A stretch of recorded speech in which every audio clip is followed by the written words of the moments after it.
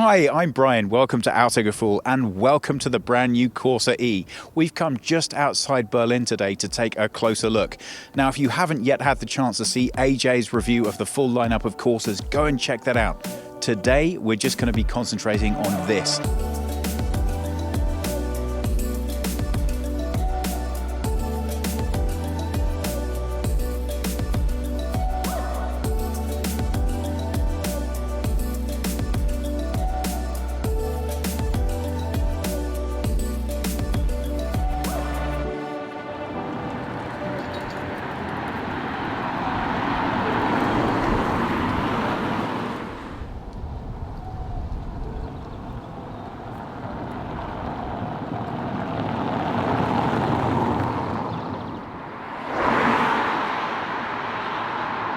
Well, it has taken 38 years and 14 million cars sold to get to this point. This is the first Opel to have been made in conjunction with PSA, and it shares the CMP platform with the new 208. So, is it going to be significantly different? Well, from a design perspective, right from the get-go, you can see that there are clearly some pretty striking differences here.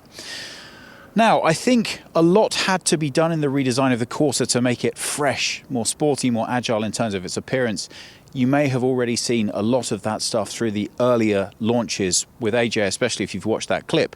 But the most striking thing about the way that this car represents visually is that it very much wants to make a statement that it's separate and different from what's gone before. Older, rounder feel, and in comes a more sporty, svelte, angular design. But don't worry, for those traditionalists, there's still a lot of that Corsa roundness to look at and love.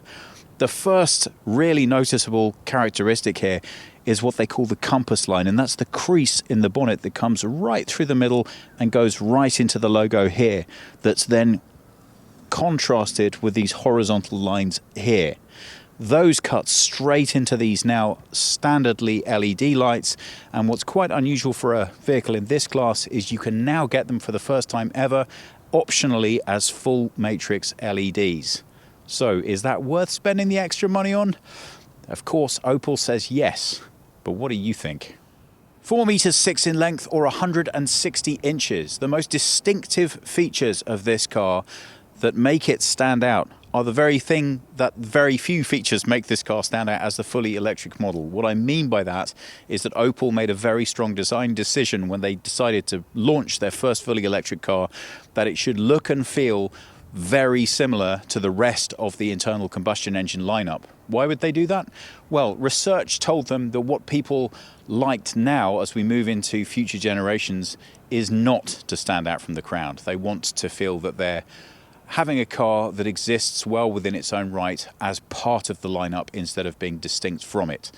So you could be forgiven from just taking a casual look at this car for thinking it's exactly the same as the rest of the Corsas, and that's very intentional. But there are two key design features here just to let you know that it is the electric model, and I think those are worth pointing out. The first is these wheels. These are specially designed to be maximally efficient. They're 17 inches and they're as aerodynamic as it's possible to make them. The other, and it's even more subtle, is this small E badge right on the side. Well, let's talk about the design itself. I find this a really interesting statement. In a world where SUVs are becoming more and more predominant all the time, it's harder and harder to make the argument for small cars or lower cars in the traditional segments. So there is a way around that, and that's to visually cheat by giving small cars big visual presence. So they look a little SUV-like, whilst they still maintain all the advantages of still being small cars. So look at this. A high shoulder line and a really wide, big statement of a flank, whilst this contrasting black roof means that the car has a very strong lower presence and really not much on top at all. Now, what's even more interesting about that is because of the use and integration of the new chassis, this car has dropped almost 5 centimeters off the height of its predecessor. That's just how much of an impact the new chassis has had on how this car's design works. And don't forget, this has to make space for all of the batteries that are fitted into it as well. So for this to present visually on the road exactly the same way its internal combustion engine twins do, That's really quite an impressive achievement. Let's not forget, standardly, this car should come in with a standard petrol engine at around about 1,000 kilograms.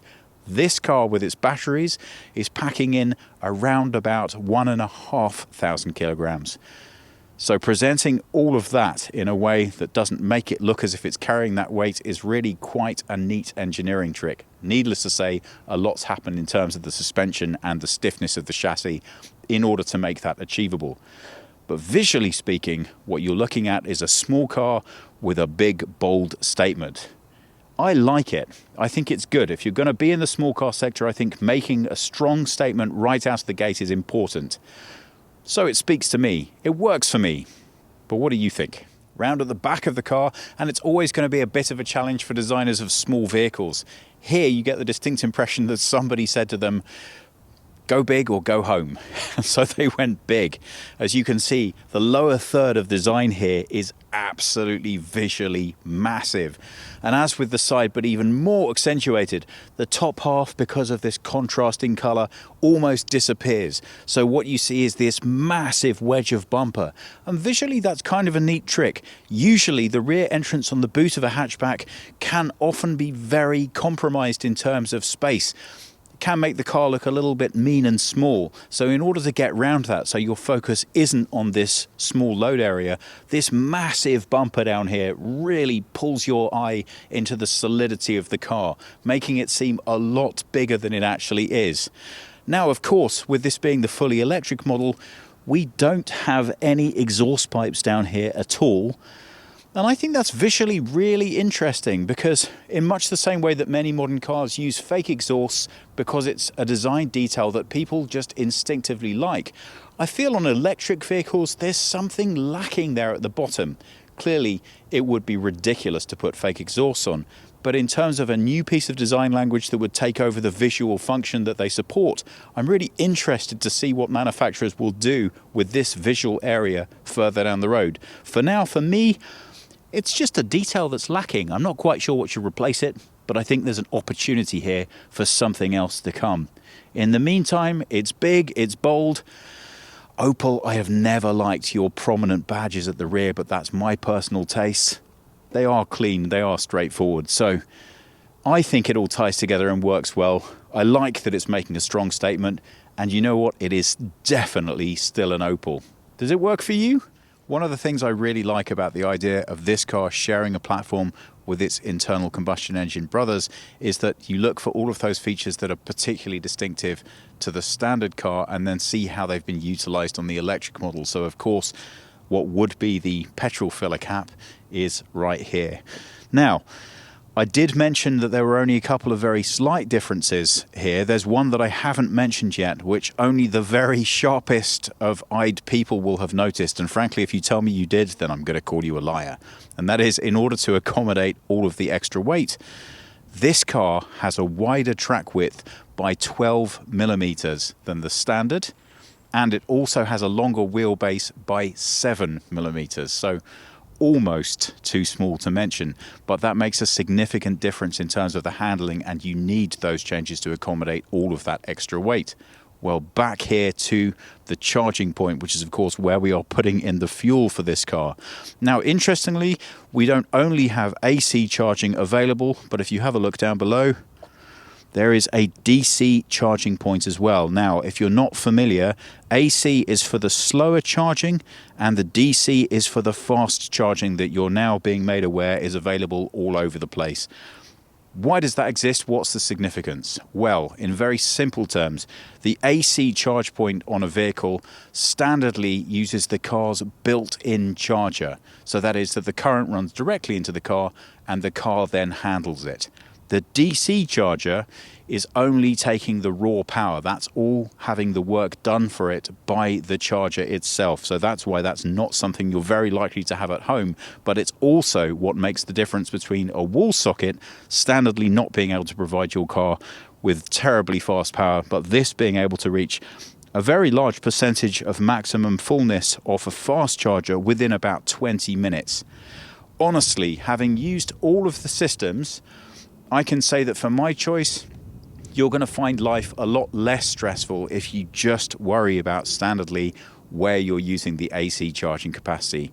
The DC fast charging stuff is really amazing and it works well, but unless you know your plans well enough to get properly hooked into a network and set up, they can be a little cost prohibitive. I have to tell you, the last time I did a long distance drive in an electric car for a cost comparison, and I did use fast charging points, then I found that at the end it would have been cheaper to have taken a diesel. Ouch. So that's worth bearing in mind. It really is not usually an issue, and what I really like is that that facility is available for you in a pinch if you find yourself in need. It's really nice to have the flexibility of both of those options available to you on this car.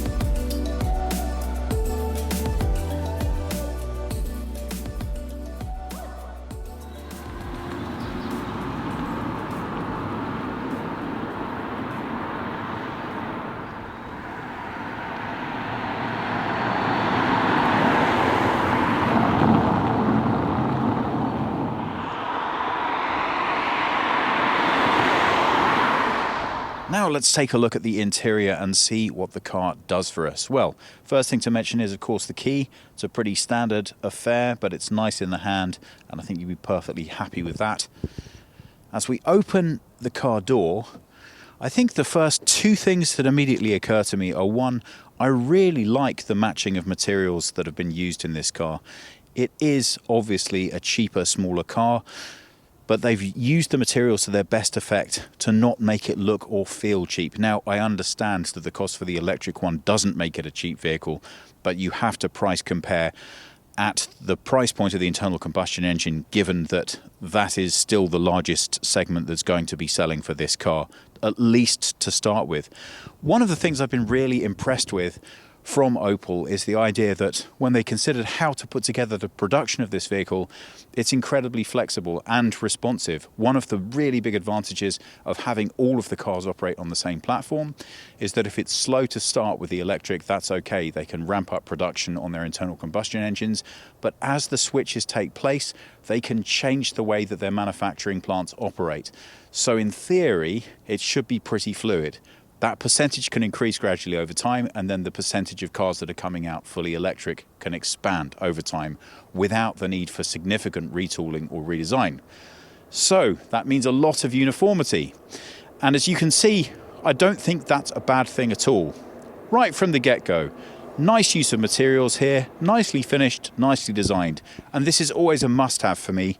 I understand small cars are limited in space, but I really do need to feel that I can at least fit a decent sized bottle somewhere in it, so it's always good when I find I've got a home for my water bottle. Now, Opel have made a lot of noise about the redesign of their seats, and I have to say at first glance they look pretty great. I like the sporty feeling that you get from looking at them. There's not too much design in, you don't feel they're overdone for the car. It certainly isn't a case of thinking, well, I think they're overselling it a little bit. They look really comfortable, they look really stylish, and they match the nice new interior too. But are they any comfort to sit in? Let's find out. Manual controls here down the side for the seat make it a lot faster to access and just immediately put where you want it. Honestly, a lot of the time I think electric seats are completely wasted in smaller vehicles. They're really complicated, they're really slow and not responsive, and in a small car with different drivers, you need to be able to make those adjustments quickly. So, thumbs up for that from me. The seat itself, yes, it's really comfortable. Now, obviously, we won't find out about that properly till we take it out and have a drive. But I'm very happy with what's been achieved here. So often, small cars are ruined because everything's great about them except for the seat. This feels brilliantly supportive. The road position is very nice indeed. I'm 1.78 m or 5'10", but I do have a particularly long torso. And if you look at my head, there is oodles of space above it here. So you could be very comfortable in this car. I'm guessing anywhere up to about 6'3". And for a small car, and don't forget, it's 5 centimeters less in height than its predecessor. That's really a huge achievement. Well, that's all the good. Now let's take a look at a couple of things that maybe I'm not quite as impressed with.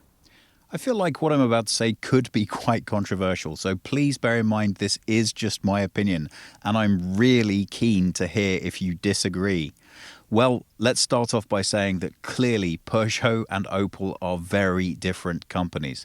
They have very different histories, very different approaches, and very different cultures. So I wasn't really expecting to see the Peugeot 208 when I sat inside this car. But don't forget, they do have the same parent company and they are sharing now a lot of the same technology, including this platform. Therefore, I was excited to see what Opel would do with this opportunity after I'd seen quite how much and quite how radical what Peugeot had done with their version, the 208, had achieved. So, I'm a little disappointed. Holds in order to make space for criticism. Take a look. If you bear in mind just quite how radical what Peugeot did with the 208 was, I think I can be forgiven for expecting something that would pop and resonate just a little bit more than this. If you have a look at the driver's display, for example, so you can see we have massive wasted dead zones at either side. Now, whilst that makes total sense from an economic standpoint, and the more you go off campus in terms of making something that's original and that's unique to the car, the more expensive it gets. This clearly is a standard stock item screen that has been fitted to the car. It's just that Peugeot achieved so much with their new virtual cockpit. So when I look at this, I think, I don't know. But then maybe the software will delight me when I turn the car on. Let's do it and find out. And the answer is no, not particularly. It looks like an interface for an app rather than a driver's display. Now, although I can change the way that the information is displayed on there, there's not really a huge amount that I can do to change the display itself. It does give me lots of information, which in an electric car is obviously always useful. This just isn't what I'm used to interacting with in a car. So for my taste, that is a real no. Honestly, I would rather have kept the digital information on the infotainment and maybe even just have gone back to analog dials for the driver display. But that really is a taste thing. So if you disagree with me, please feel free to say so in the comments. I'm genuinely keen to hear your opinion. And here we can see how this has been much more naturally integrated into the design of the car. This feels intentional and as if it's supposed to be there, and I like this mixture of these traditional buttons featuring as well with this touchscreen. But I have to tell you, it's not the most responsive system, and when you actually get into using it, a lot of times you just wonder, why on a car of this age and type is this not more responsive? I might be being really, really unfair there, but as I said, I do have something that works really well to compare it to. I like the matte finish here. It feels tactile and it makes it much easier to navigate. It's also much more pleasing to be able to get some traction and not leave big greasy fingerprints all over your display. I can't say I'm as excited about this piano black, but at least they've used a good high gloss plastic that doesn't easily show up fingerprints. So that should take you a while longer before you find yourself needing to clean it. It's not that I think that this driver's setup isn't good, it's just that it's not bowling me over with any new innovation or new ideas. And although the steering wheel itself is excellent, these drivers' features here are not the most intuitive to use. They don't feel as natural to the hand as many other manufacturers. It's not a particular sticking point. If you own this car, you'll use it day in, day out, which means you'll get used to this very quickly indeed. But in terms of its ability to wow you right off the bat, well, I think you're going to want to spend more time focusing on the drive and less focusing on how this interacts. That said, thumbs up for the steering wheel. It feels great. It's the right size. It's nicely put together and it feels really good and solid. The driver's experience overall is very pleasing. The information is presented at the right height, the right angle, there's the right amount of it, and there's a very good mix between digital and analog. So everything is pretty easy to interact with and fairly pleasing. The aesthetic looks nice. This use of material here, for example, and these styling line details do resonate with a feeling of quality, and that's going to make you feel happy about your purchase. Really, I think my gripe is primarily driven by functionality, usability, and your feeling of working with this product. But that might all just be me. Slightly further down, and we have our heating and cooling controls just here, nicely tucked away but easily accessible. Then we have an inductive charging pad immediately built into the central console with a USB charge point and a 12-volt charge point. So lots of opportunity to charge up devices or connect them. This has Android Auto baked into it, which is obviously pretty handy. Further back, well, new feature for this car, not only does it have lane assist, but you can also set the exact distance between the lines that you want to keep. So if you want to hold closer to the right or closer to the left, you simply put the car where it needs to be, switch on the function, and then the car, in principle at least, provided where you live the road painters do a good job, will stay exactly relatively within the lane where it was. Further back, well, we know this very well. This is the automatic gear selector. It's very comfortable in the hand, very easy to use, very straightforward. This dictates how much regeneration the engine does while we're driving it. So as you'll be familiar with electric cars that have gone before, that's basically where the car is using the energy when you take your foot off the accelerator to recharge the battery. D is the first state. B is the one that maximizes the regeneration that's happening. And a drive mode selector. That changes the way the steering handles, it changes the pedal mapping, and it makes the power more immediate and accessible if you go with the sporty mode. Obviously, normal is normal, and then it has an eco mode to maximize your efficiency on the use of the car. Further back still, and you can see some of what you would expect from what I would call small car compromise, and this is basically where money dictates effect. But they've done a nice job here, so this is all hard plastic and pretty basic. But the plus side to that is it's really easy to keep clean. Obviously, you're limited in space in a smaller car, and that means some slightly annoying things. I think that's a fairly standard size small bottle of water. As you can see, these cup holders wouldn't permit anything by way of a decent sized cup. That's just a bit bothersome. It's not the end of the world, though. It's quite a nice touch that there is a movable armrest here, which just adds a little bit to your comfort while you're using this vehicle. It does its job, it looks clean, it's efficient, and overall, I think a nice job with the central console. It's a small car, yes, but can you still realistically fit human beings into the back of it?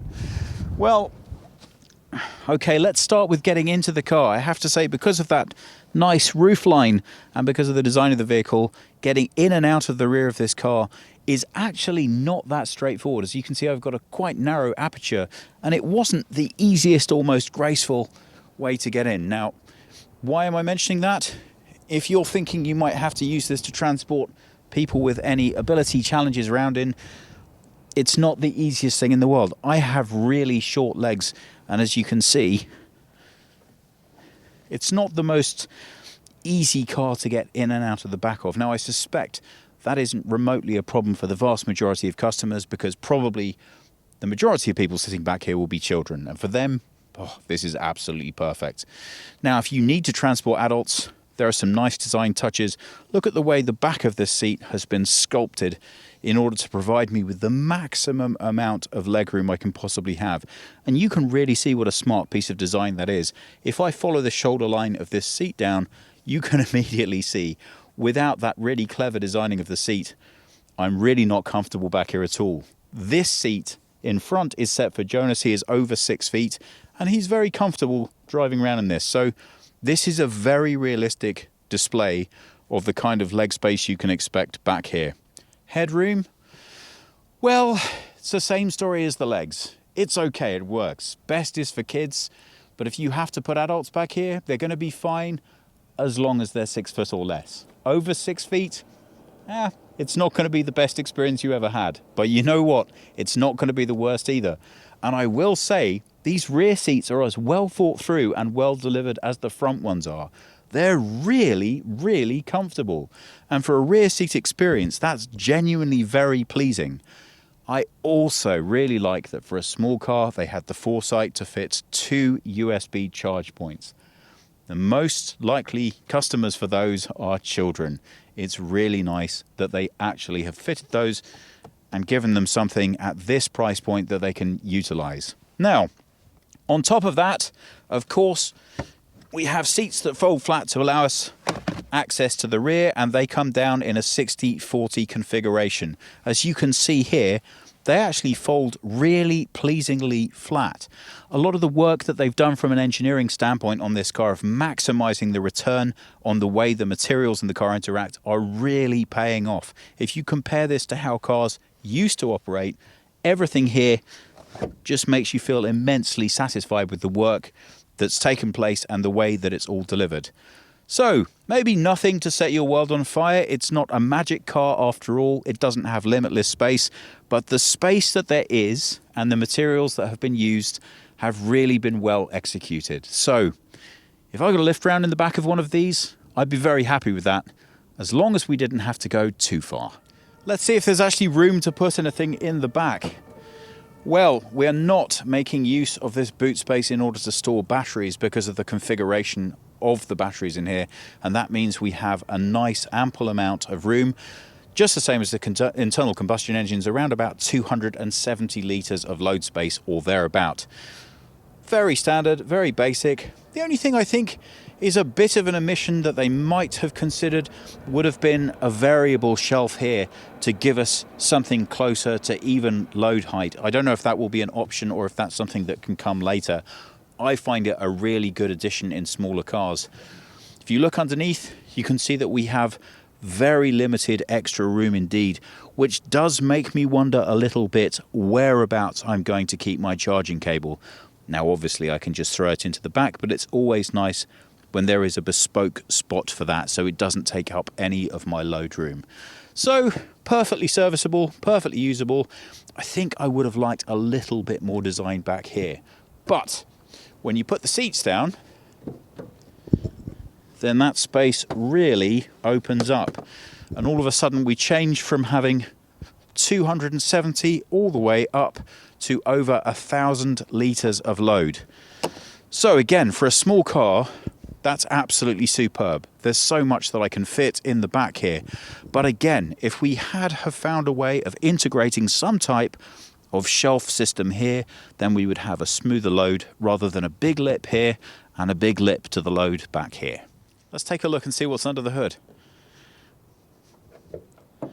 Well, no gas struts for us here. But what there is an awful lot of very nice technology. Now, this has a power output of something around about 140 horsepower. So that will take you from 0 to 100 kilometers per hour in about 8.1 seconds. And the 50 kilowatt hour batteries, I should say, should give you an effective range of around about optimally 330 kilometers. We'll look into that a little bit more when we do the driving.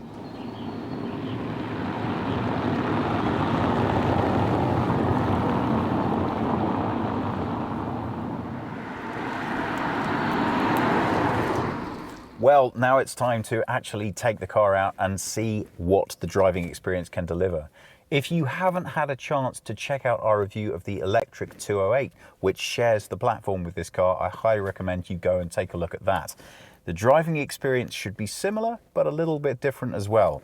It's always interesting to see what different manufacturers' approach to similar chassis are. So, let's take the car out on the road and see how it feels. Well, the nice thing about the latest range of fully electric cars that are now finally coming up on the market is that they are capable of delivering something that their internal combustion engine colleagues simply can't.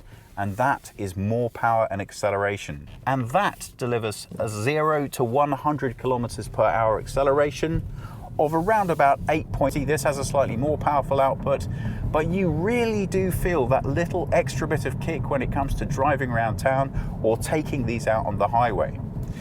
So if you're used to the experience of driving the new Corsa, you'll be aware that a lot of refinement has already been put into this car. It feels a lot more sporty and agile than the predecessor right from the get-go. But clearly, this is a different proposition.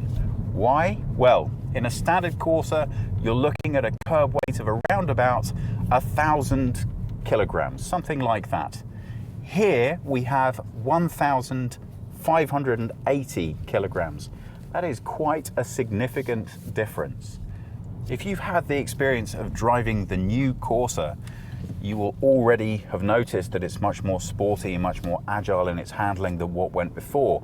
But this is a different challenge entirely. Why? Well, it's the same platform, but whereas a standard Corsa is around about 1,000 kilograms in weight, this one, because of the batteries of course, comes in at around about 1,580.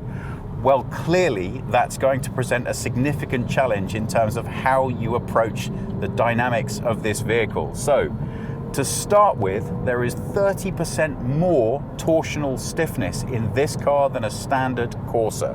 Not only that, but the center of gravity is around about 6 centimeters lower on this car than a standard Corsa. So clearly, there are a lot of adjustments required to the whole way in which this car behaves in order to deliver a driving experience that's firstly satisfactory and secondly is recognizable to the standard user.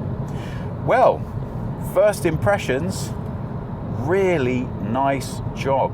I really like this platform. As you may or may not know, it's the same one that's used for the 208, and clearly the advantage is that it works very nicely with the newer technology. Chassis design has come on so much in the past few years. So much more is able to be achieved with less, and the cost effectiveness keeps getting better. So in terms of sitting behind the wheel of this car and driving it, I really think you're going to be very pleasantly surprised. So, driving position, let's start off with that. Well, I have quite a long torso, as you can see, but I have lots of spare room above my head. This seat's set as low as it will go to accommodate my long torso, but I'm really comfortable here, so I can tell you this car is going to be great for anyone up to around about, 6'1", 6'2". I've got a good 3 inches of space above my head, so it will accommodate surprisingly large people. Funnily enough, I don't know if you have yet seen that Peugeot 208 clip, but you will have heard me raving about their seat design. It's really, really great. Some of the guys at Opel looked a little bit hurt when I told them that, because they are very, very enthusiastic about the redesign of this seat, which has been done specifically for this car to give it as much comfort. They say it's a sportier dynamic. I don't know if I'm necessarily going to go along with that, but what I can say is I'm delighted by the seat. I really liked the 208 seat so much. Honestly, I was expecting to be a little bit disappointed when it came to driving this car, but not a bit of it. It's supportive, it's comfortable. It does feel a little bit sporty, but I'm not held particularly closely. This is not a car for throwing into corners at high speed anywhere, especially not with that extra weight. But I feel really happy and comfortable. Jonas, is it nice as a passenger? Yeah. Great. So road position, really good. You have a nice perspective over the front of that compass design on the bonnet. The car feels very much wrapped around you, so you immediately get a strong sense of space. Overall visibility, nice. That B-pillar, although it's big, doesn't take up too much of your visual room. So you get exactly what you want from a small car, which is a very strong sense of where everything is, where you are within the vehicle, and that you are absolutely within the center of the driving experience. Now, Opel say that they designed the entire car around the driver experience. I always found that, to be honest, a little bit of a redundant statement. I've never yet sat with a manufacturer who explained to me that they didn't prioritize the driving experience in the design of their car. But it's really critical in a small car because you have that much less to work with. So the two things I'm always looking for in a car of this size and profile, it has to be fun to drive. It has to be, and it has to be agile and nippy. Hands down, easily delivered, really great. Given the fact that the weight of this vehicle is 50% extra on top of what you're already expecting, you don't feel that within the drive, and that brings us onto the steering. Really, really pleasing balance between agility and weight. For a while in car design, there was a tendency to put too light a steering emphasis into the power steering option on a car. It really didn't give you the feeling that you had direct contact with the wheels or the overall driving experience. I'm really happy to say that's more or less a thing of the past now. This is very nicely delivered indeed. You're going to be very happy driving around in this. There's enough weight to make you feel confident. but enough flexibility to make you feel agile. And that goes right throughout your driving experience. Now, interestingly, this car comes equipped with 3 different driving modes. You can have standard, you can have eco, or you can have sport. What changes when you go through those modes? Well, theoretically, the steering becomes a little bit more responsive and agile. The power becomes a little bit more responsive as well, but they are keen to point out that if you put your foot down, even in eco mode, suddenly all of the power is instantly available to you. So if you want to drive the car at its most efficient, you can, but then if you need the power, it's there for when you need it. In day-to-day and everyday usage, what difference does it practically make? Well, if you change the driving modes, which I can do with this handy button just behind the gear shifter, I know I still call it that. If I change this now, we're currently in eco, let's put it in sport, the pedal mapping is definitely noticeably different. This is clearly where the most fun is going to be had driving this car. And the steering, definitely more responsive.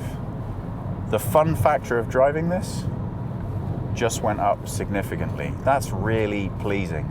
In terms of what that does to your efficiency, well, the stated efficiency for this vehicle with its 50 kilowatt battery is a range of 330 kilometers. Well, like all electric cars. Although it's a WLTP figure, which means it's much better than their stated figures used to be, there's still a little bit of wishful thinking in it.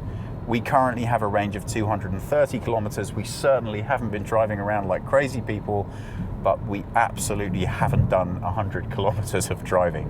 So it's a realistic real world usage. If you really want to have fun with this car, you're going to be able to expect a range of about 200.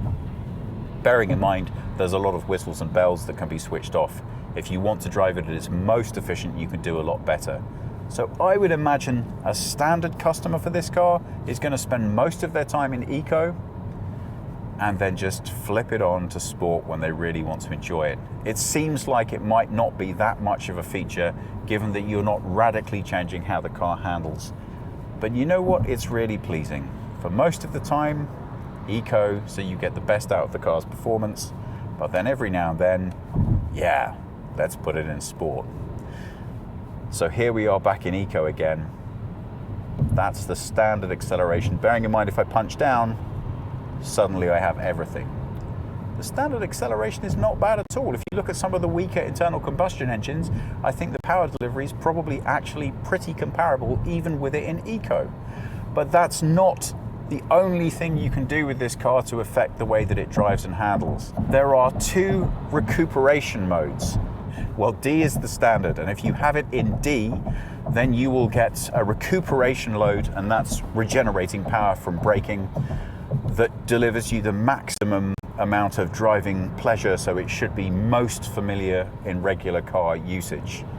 If you push the back on the gear selector, you will change your driving modes to the next one down, and when you're in B, the recuperation is maximized. So you can recognize that. If I give the car a little bit of a boost here and then let go, the deceleration rate, which is the rate at which the car is recuperating energy, has more or less doubled. So it's definitely the best way to drive this car to get the maximum out of the range, but also it's the least pleasurable driving experience. What I can tell you is the technology has come on so far in the past 5 years that driving this car with its highest regeneration state is as painless as it used to be driving an electric car in its least regenerative state. I hope that makes sense to you. Basically, it's come on a long way. So although if I take you straight out of an internal combustion engine and put you straight into here, in that B mode, you'll say, I don't know about that. The adjustment curve is really very small, and for the vast majority of ownership of this vehicle, this is exactly how you'll be driving the car. In eco mode, in B. But when you put it back in D again, and then you change the mode back into sport, well, suddenly it gets exciting quite quickly. Okay. Exciting for a small car, let's be realistic. But as you've probably gathered, I'm a really big fan of these smaller electric cars because although the pricing isn't quite where I'd like it to be, it's getting there. So we're really starting to see what the future of driving can realistically look like.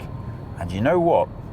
If this car from Opel is anything to go by, I think it looks pretty good.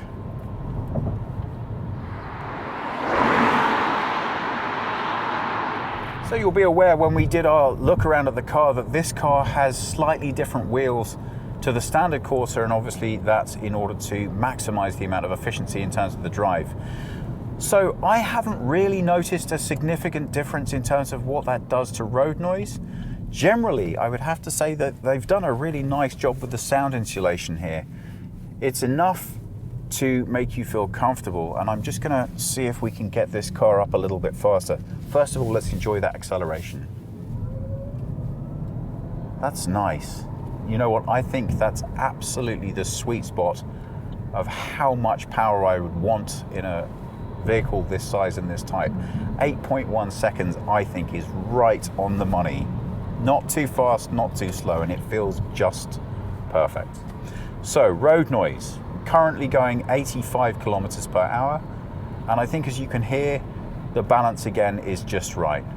I'm not really experiencing anything that's making me uncomfortable, but you are aware that because of those wheels, I would guess, combined with the tires, there is a little bit more road noise than maybe would be ideal, but it's nothing that you need to get distressed about. The suspension has been tweaked, obviously, for the extra weight. That hasn't changed the comfort of this car at all. That lower center of gravity makes this car feel really solid on the road and very nicely positioned. Now, talking of which, brand new feature for the car. Not entirely sure I understand how much value it's going to be, but I think it's worth mentioning. When you use the cruise control as well as lane assist, there is now a feature which you can switch on. It's a button just in the middle of the console, which will allow you to lock your position within a lane.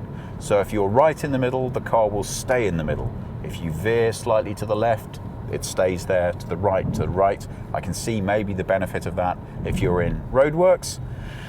The concern I always have with those systems is that if you rely on them too much, when I drive through roadworks, I regularly see road markings because of the roadworks that would make it very challenging for even the most intelligent system to manage to understand really what is going on. So it's a nice feature. I don't know how useful it's going to be. Earlier on, when we tried out the lane control, it was okay, but honestly, to get the best out of lane assist, you need those bigger, heavier cars with more powerful torque being applied to the steering. In a smaller car, it's fine. It just doesn't feel like it's a completely native thing. So although Opel are jumping up and down and saying this is a great feature to have, for me personally, you know what? I think that the adaptive cruise control is already doing a pretty nice job. I don't need to get too upset about that. But I will say, I think using the cruise controls here and the display controls here does take a little bit of adjustment to. I think they could have made a slightly cleaner job of organizing these. For me, instinctively and naturally, the spot that I want cruise control off and on is right in the middle, where for no reason I can fully understand is the button to turn on the heated steering wheel. It just feels a little bit unnatural to me. All of these controls are for either speed, cruise control, distance from car in front, speed limiter. The on-off button for me logically sits in the middle. Maybe I'm being picky. I do like the way that the speed up, speed down are integrated on the left, and the memory function is nice. So, all in all, driving experience on this car, pretty much 2 thumbs up.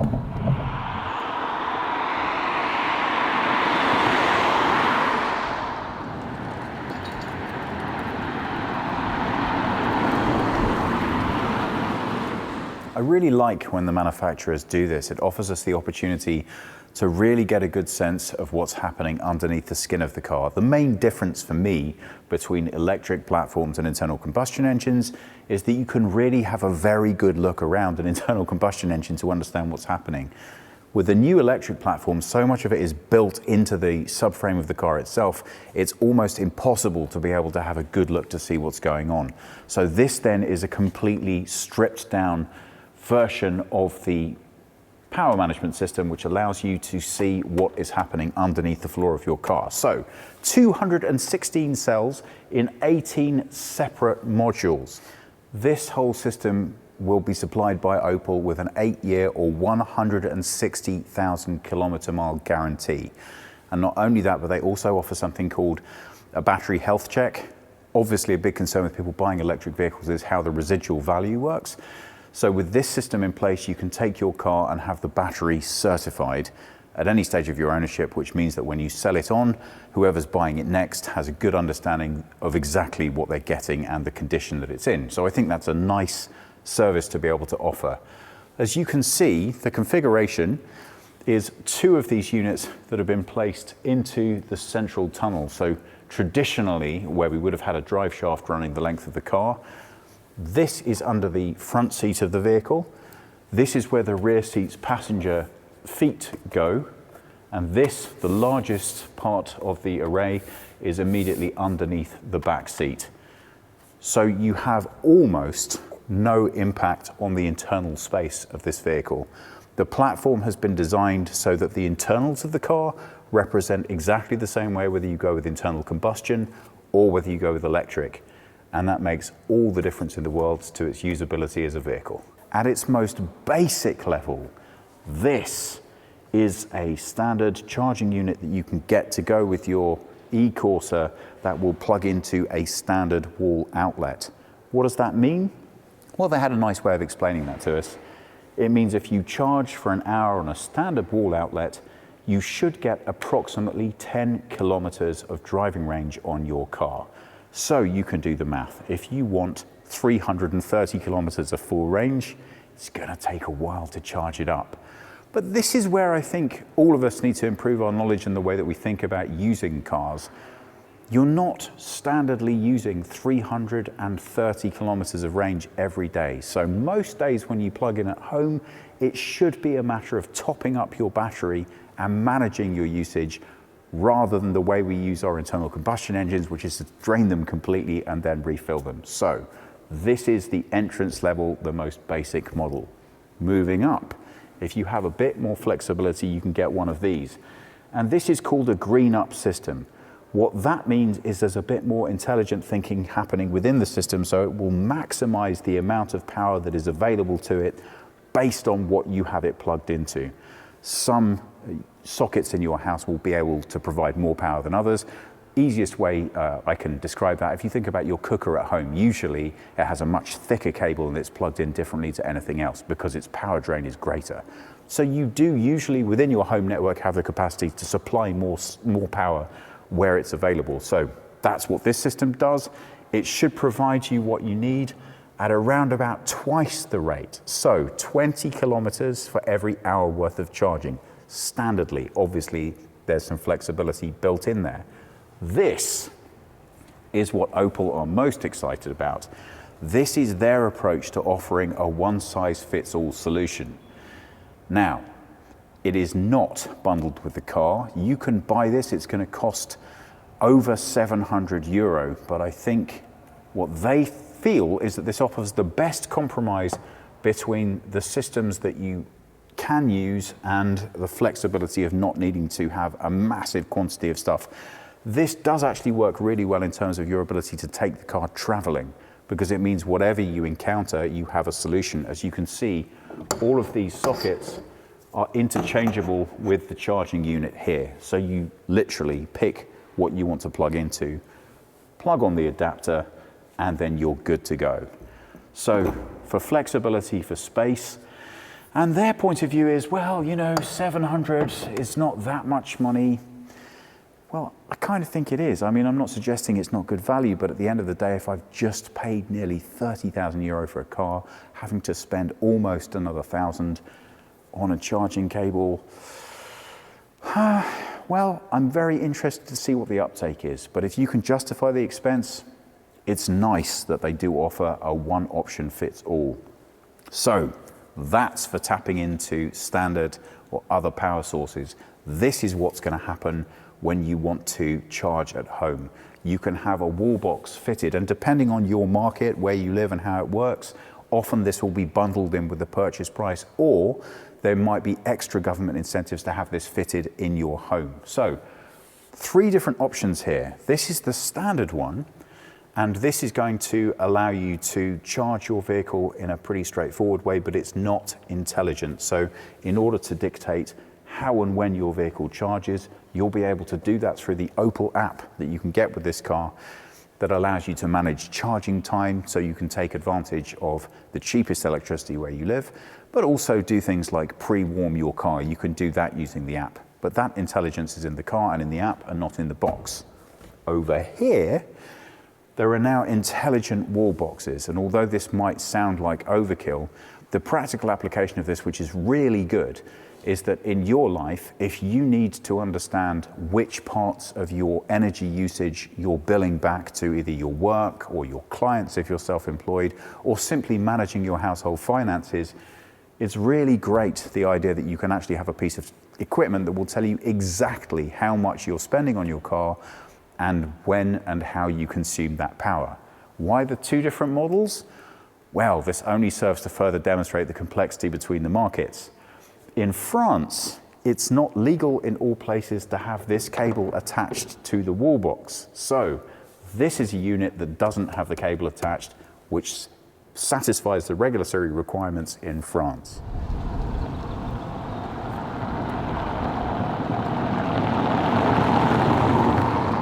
Well, that about does it for our look at the Corsa E. So what do we think about it? Well, let's deal with the platform first. I really like the hard work that Opel have put in to trying to make their presentation of electric power as being something reasonable, that's for everyone, that's adaptable and can work with you wherever you live, in as easy to digest and approach a format as possible. The new charging solutions are nice, the new approach to the charging solutions are good. The commitment that's now in existence to build and develop those networks across the whole of Europe and then of course the globe are really starting to make headway. There really is no hiding it. This is still a very new technology, which means realistically we're beyond the early adopter phase, but it's still not going to be as straightforward as it is to own a petrol car, say. But we are approaching a territory in which it will be getting there. So at the moment, there's still a little bit of adjustment on the part of the consumer required in order to get the full electric experience down, a learning curve, if you will, before owning one of these vehicles is just as straightforward as owning a petrol one. I'm impressed to see the moves that have been made in that direction. So as long as you're ready to deal with that still being something a bit more of a challenge than maybe the manufacturers would like it to be right now, I really don't think you're going to find a lot to quibble with on that score. Further to that, battery performance is now better than it's ever been. So for a small car like this and average distance usage, bearing in mind a lot of research has been done here, most people just don't use their cars that much. So range anxiety really can be a thing of the past. And when you factor in things like the app's ability to be able to interact with how you use power, when you use power, how to more efficiently use your vehicle, those things should only get easier through time. However, you can't get round the fact of the pricing. This car, standardly without incentives, is on the market just below 30,000 euro. Now that's not with nothing, it does come nicely equipped, but a base entrance price on a standard Corsa is 14, and that's really where part of the problem lies. The fact is, at 14,000, it's massively available to a wide range of people, and although most people spend significantly more because they spec up their car, they still could get one for 14,000. It is a big leap from 14 to 30, and there is an awful lot of very good internal combustion engine competition once you start looking at that price point. However, and this is where I have massive sympathy with the manufacturers, that picture changes radically depending on which market you live in, which government is in power, and which incentives are running this week, next week, last week, the week after. You get the idea. It's really not a straightforward purchase in the way if you just walk into an Opel showroom and say, yeah, just give me a 130 horsepower petrol engine Corsa, that's great. It standardly is. So, still some flexibility required on the part of the purchaser, still an understanding that it is going to be a more expensive purchase. And if you have the money to spread out that cost over money that you've saved in the lifetime of the vehicle, in power consumption, but also in servicing and parts, well, then it can now start to make economic sense. But that doesn't change the fact that you still need the money in the first place. So those are all of the platform issues. Now let's talk about the car. I think this car is absolutely great. It gives me as much pleasure to say that as it did when I tried the electric 208.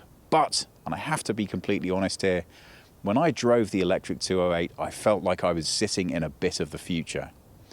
When I drive this car and I don't concern myself with anything other than the drive, I feel exactly the same way.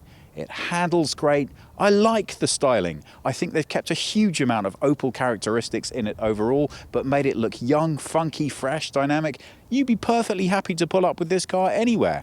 And I also like the fact that it sits on the same platform, the same level, the same way as the other cars within its sector. I think that's a big, bold step forwards. But, and for me, it is a significant but, I think that the way that the technology has been integrated into the driver experience really still needs some work. There are some huge step forwards in this car and this platform overall. To me, the ergonomic driver experience definitely still needs more updating. Now, as more data comes in and more refreshes are possible, and hopefully as battery production gets cheaper, that should all be around the corner, but that's not going to happen next week. This car is what's coming next week or thereabouts, as you understand. And because of that, I would have liked to have seen something just a little bit more challenging, modern and innovative in terms of design. But that is very much my taste. Other people might be screaming at their screen right now, I love it! And please do tell us if you're one of those people. So design great, drive fantastic, driver experience, seating position, excellent. Technology integration, I think could maybe use a bit more work. But overall, if this is a glimpse of the future, then the future looks bright. Orange, it turns out. If you have any questions or comments, please pop them below. Thank you so much for watching, and we hope we'll see you all again soon.